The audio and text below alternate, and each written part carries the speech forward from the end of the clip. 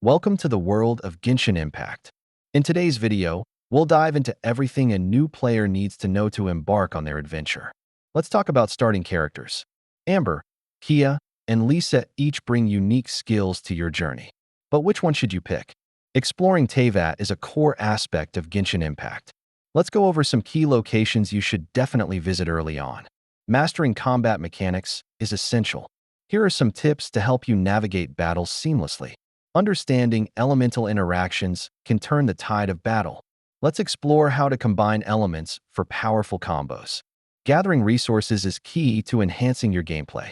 We'll walk you through the essentials to collect in Teyvat. Quests are pivotal for story progression in Genshin Impact.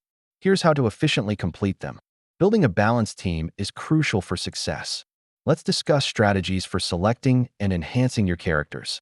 Staying updated with events is vital for maximizing rewards. Here's how you can keep track of time-limited activities.